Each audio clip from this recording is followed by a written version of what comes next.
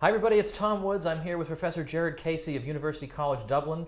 Professor Casey is the author of numerous titles, but we're going to be talking today about this one, Libertarian Anarchy Against the State. Professor Casey, glad to have you. Very good to be here, Tom. All right, so what in the heck is Libertarian Anarchy? Well, if I was to be flippant, I would say it's a title designed to annoy my friends and enemies. I'm sure it has had that effect. Has had an effect.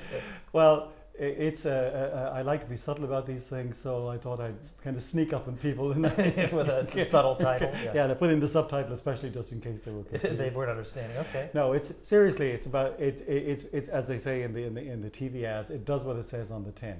It says this is what I think is the ideal political system or ethical system that we should have in society. The way in which we should organize our affairs. It should be anarchic. That is to say, we shouldn't be forced to obey orders from people above us unless we've actually consented to do so. And it's libertarian because I take the basic political principle to be freedom. In other words, that in order to be the kinds of people that we are, in order in fact to have any ethical or political responsibility at all, we have to be free. And you put those two together, you get libertarian anarchy. Now, this is quite a shocking doctrine to many delicate ears, right? You were to say this to people, the initial response, even among people who say, I favor freedom, I favor the free market, it's always, but, we need coercion for this, we need coercion for that, this can't work, and warlords would take over and all that. So what do you do to try to get people to think outside the box a little bit, to be willing to take an unconventional view and consider it seriously? You're right. I mean, you do get the standard buts. I wrote a short article which I, to some extent, incorporated into the book, which was designed to be totally rebuttal. In other words, to rebut the buts. But perhaps one of the most effective ways to deal with the objections is to say, look, examine your daily life, the life you live from moment to moment with other people in your college or your school or business, your friends, your families. And you will realize that almost everything you do for almost every moment of the day is anarchic. That is to say, it's not mad and it's not crazy and it's not rule-less, but is governed by rules which are not enforced from the top down. So the main thing you have to dissuade people of is that anarchy means bug-eyed people with needles hanging out of their arms and drunk all of the day and lying around or storming buildings or throwing bombs. That's not what I mean by anarchy at all. That's not what I think anybody who reflects on this means. We anarchists, this is going to sound awfully boring and dull. I hope it doesn't dissuade any of your listeners or viewers from looking at the book. But anarchists, I'm all in favor of rules and rule-governed conduct and so on. I just want those rules to be the rules that we ourselves have evolved and agreed to, not rules that somebody else has thought up for our benefit. From the anarchist point of view, the current political system we have really is effectively a system of externalizing our parents. Just as your parents, if you like, know what's best for you, or at least we think they do, rightly or wrongly, when you're growing up. So the state effectively is your parents writ large. It's largely staffed by people who think, for some strange reason, I don't quite know why, that they know better than you do what's good for you. So for the best of all possible motives in most cases, and perhaps not so in all cases, they insist on telling you what you can and what you cannot do. And while I was very happy to have parents when I was growing up who looked after me in this way, I think I've got to the stage in my life where I'm actually able to take care of myself. And I think all adults are in that same situation. But isn't the state, doesn't it come into existence to promote the common good, right? It's there to provide peace and order and the rules governing the marketplace. And sure, we like the free market and so on and so forth, but wouldn't we need this basic framework, provided indeed coercively, because, well, look, you can't be an extremist, you can't insist absolutely on your 2 or 3 libertarian principles, you have to accede to reality at some level, so we need the basic framework provided by the state. Like, what do you say to that? That's the most common objection, isn't it? Well, I think that's a very good objection. The only problem is it confuses 2 things. 1, law, and 2, the state. They're not the same thing. We do need law. Law is the framework of regulations and rules which allow us to flourish. And I would think of law as a major, if not the major constituent of the common good. But the state is not the only or indeed the best way of providing law. In fact, the state only gets into the law business relatively late. For most of human history, Laws have been made by custom and habit in society. And even up to quite recently, for example, in the common law tradition, law was effectively made by judges on the basis of cases. The state, in terms of making law, or the idea of a legislator, that is a specific body elected to make laws, is actually a revolutionary and a novel idea. So human beings do need laws, and anarchists are not opposed to law. That's the major point. We are, however, opposed to the idea that the only sensible or the best way to have laws is to have the state make laws. In fact, once the state gets into the lawmaking business, you get very arbitrary laws, you get laws that change all the time, and you get laws that impinge upon your freedom. Well, what about the objection that maybe in the old days, when you had a primitive society, you could get by with a system like this, but now that society has become so complex, well, surely we need a monopolistic source of law in order to impose order on what would otherwise be chaos. Well, that would be a really strong objection if it wasn't actually falsified by the historical facts. Always the problem. In fact, the system I've described is effective. If you take the common law system, which you have in England, in the UK, and in Ireland, and to a large extent, with the exception of Louisiana, I think, in the United States. Yep.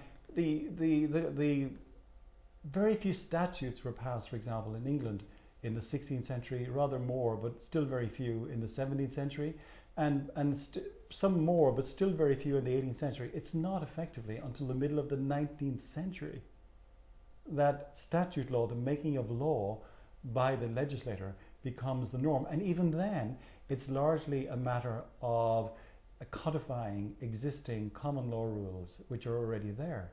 I mean, the legislation, as we now know, the avalanche of legislation that we have in all of our countries, unfortunately, is effectively a 20th century phenomenon.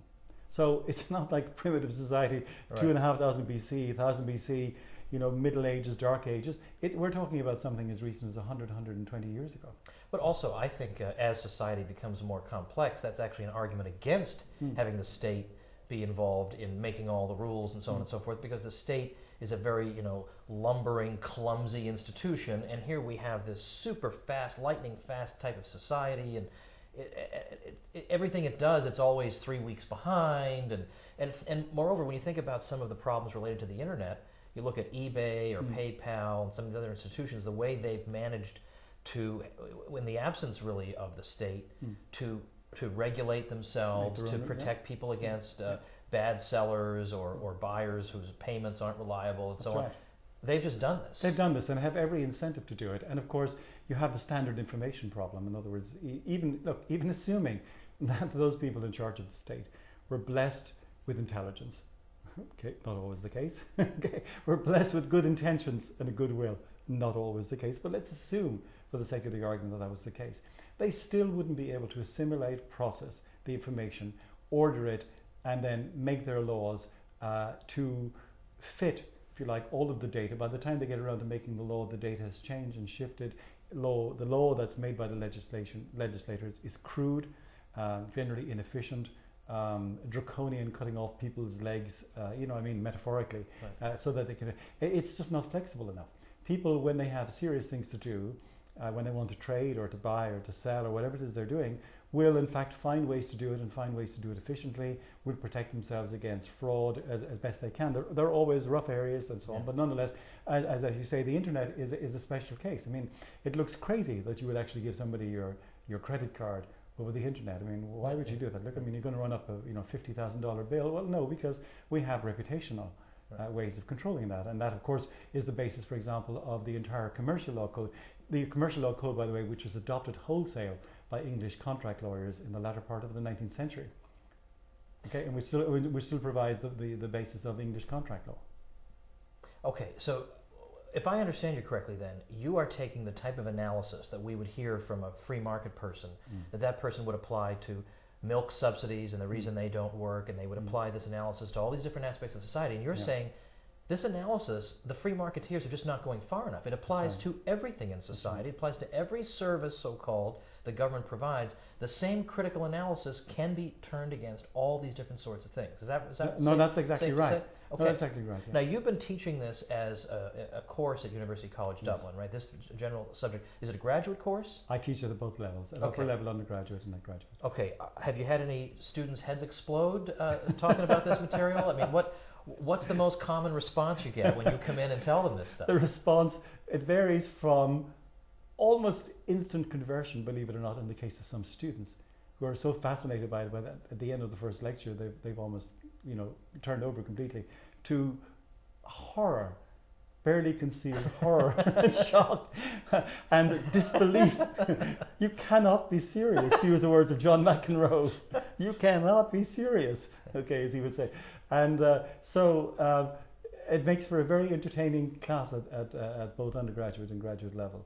But it's funny to see people shift and people change, and some people get stuck on one part and another part, and every time I teach this class, it's different, because the objections are different, the sticking points are different, what people find objectionable is different, and I can never tell how it's going to go. That's what makes it so wonderful. Right, right. Well, before we finish, let's switch gears just a minute and talk about logic. Logic. Now, so I've got this website, libertyclassroom.com, and I ask people who are my subscribers, what course would you like to see next? We have U.S. history, which I teach, and the idea is to teach the courses the way they should have gotten them in university, but they probably didn't. You know, give them the real truth, right? Yeah. So I was amazed that so many people said, we want a course on logic, because we have economics, Austrian economics, we have all. So I thought they would want money and banking.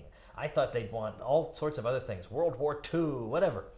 They were demanding logic. So I said, well, who can do logic? If that's what the people want, that's what I'm going to give them.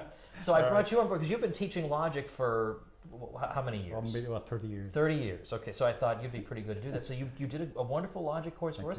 And I can see from the discussion forums, we have people going through your lectures. Yeah. You know, your course is hard to listen to in the car. You have to sit at the computer for your course. But most of the courses please don't do the exercises in the car. Right. This one you have to sit down for. But give us, like, what's a 60-second pitch for why? I mean, can't I form good arguments and detect bad ones without being formally trained? Yes, you can. It's a short answer. And so, well, what do I need the logic course for? Is the next one.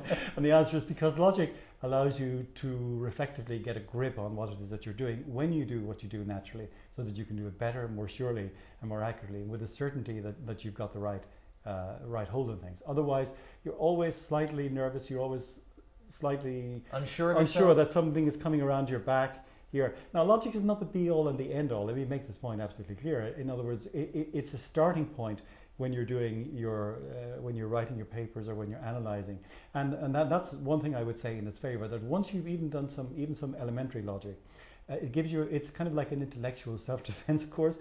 It allows you to read a paper and to take control of your reading in a way that you don't normally do if you haven't done logic. You know, sometimes when you're a beginning undergraduate, you read a paper and you go, oh, that's great, and then you read a paper which is arguing the exact opposite. You go, oh, that's great too, and you're always at the mercy, as it were, of the prevailing wind. Okay, right. Logic allows you to say what exactly is being said, what's the conclusion, what's the evidence being presented for it, how does it relate, where are the strong and weak points in this, and so it makes your reading more productive. Okay, it makes it more accurate, and it enables you to get to the point much more quickly. It also enables you to construct your papers better. Okay, so that now that you're constructing it with an eagle eye, as it were, to yourself as the reader, you can construct your papers so that you can defend it against obvious objections. You don't make embarrassing mistakes.